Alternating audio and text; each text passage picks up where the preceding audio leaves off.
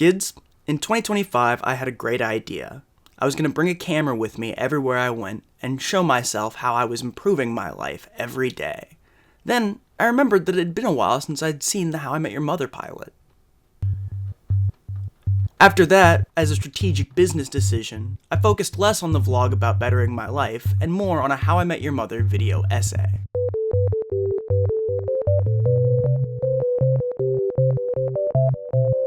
Concept episodes in sitcoms are my favorite. Right when a show's formula gets boring or repetitive, the creators of the show will ditch it for a week and try an episode that's based around some specific concept. When a show establishes its characters enough that the viewer knows who they are, the funny one, the smart one, the weird one, the emotional one, they can take those characters and push them into more intricate concepts and stories. Basically, they're freaks. Little episode freaks. Bottle episodes, high-concept episodes, genre episodes, all just weird little freaks. I rewatched How I Met Your Mother recently and got reminded how many concept episodes there were in that show. I mostly remembered that show for being outdated, especially Barney, who was the final form of the sleazy womanizer archetype. Ted as well, though. I remember him being just as depraved as Barney, just kind of in a different flavor.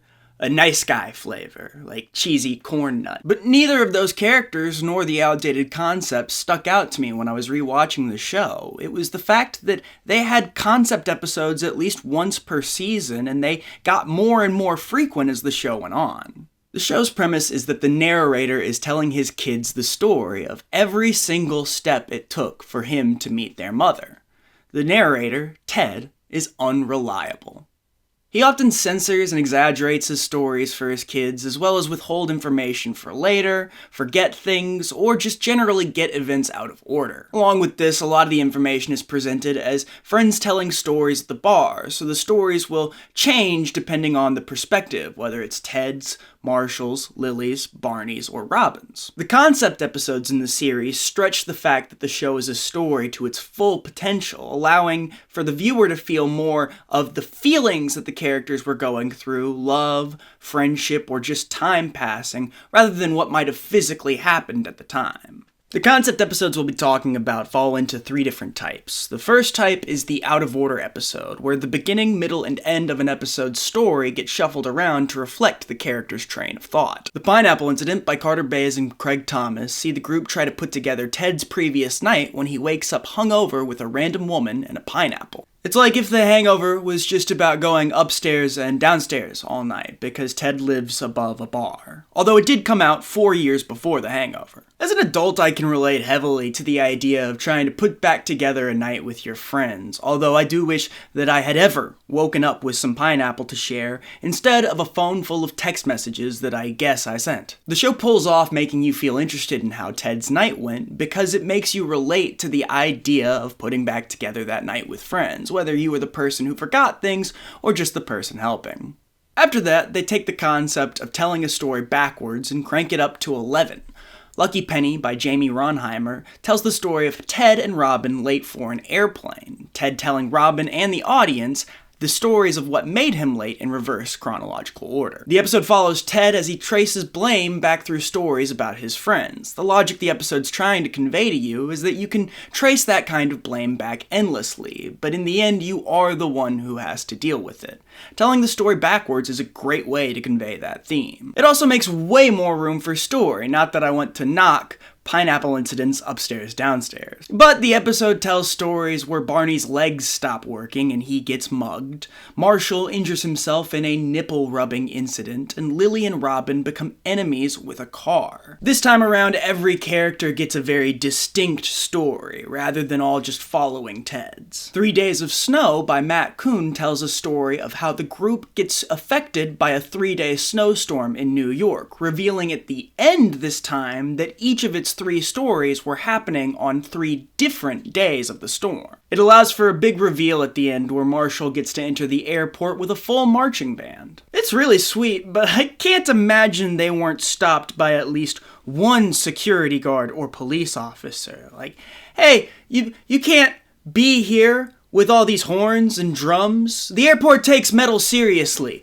We even have a detector. And then The Burning Beekeeper, again by Bays and Thomas, tells the story of 5 minutes at a party from the perspective of 3 different rooms. The punchline for a joke will be told in one room, and then we'll have to wait until another room for the setup. Stories finish and end in different rooms. It's all very intricately put together and tells a very cool story about how quickly a party can go south. Another type of concept episode focuses on social concepts. The idea of miles on a car, pictures with friends, hearing news from loved ones, just things that you deal with in everyday life but might not necessarily think of as stories. It takes those and gives each character a chance to tell a story about them. Arrivederci Fiero by Chris Harris strengthens the group's friendships by telling stories from different mileages on Marshall's dying car. We find out that Ted and Marshall became friends in the car, Lily and Robin became friends in the car. I really want this magic friendship car. So hard to meet people once you get older, and I would like to just be able to pull up next to somebody and be like, "You wanna hop in my magic friendship car?" Say Cheese by Rabia Rashad focuses on group shots taken over the year, capturing how much chaos a picture can miss. Lily poses all the pictures to make sure that they look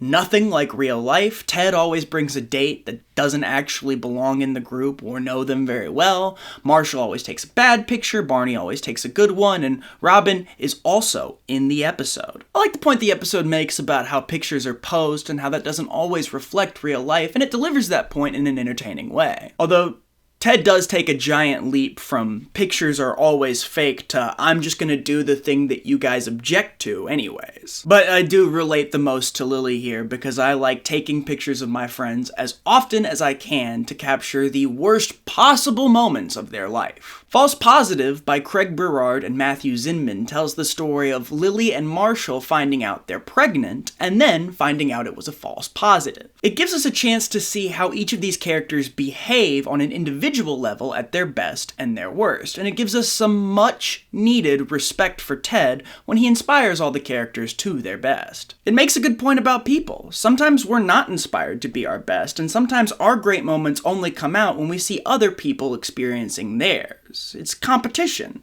I myself am not very competitive, and that's why I'm a piece of shit. The final type of concept episode I want to talk about utilized the unreliable narrator of the show to his extreme. Zoo or False is an episode about Marshall getting mugged, although his story keeps changing depending on how people react to it. The episode reminds us that we can't trust a damn word that future Ted says. And he even says so in the episodes, and then lies blatantly to his children and to all of us at home.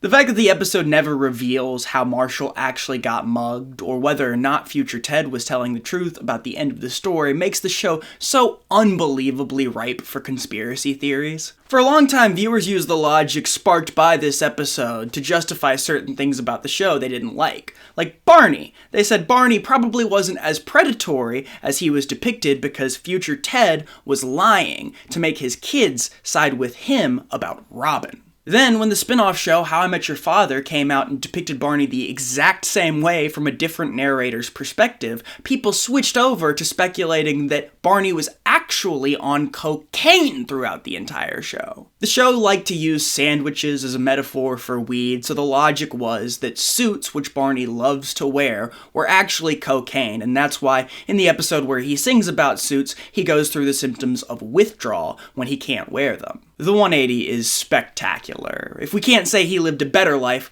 we'll say he lived a worse one. Hello, I'm from the future, and I just realized I made a dating error there. I say the suit theory is a response to How I Met Your Father disproving the nicer theory. That's not the case. The suit theory predates How I Met Your Father. So, whoops, I guess I was trying to make a joke about people and how us fans speculate about things, and now I'm the one who looks foolish because I have a dating error forever immortalized in this video.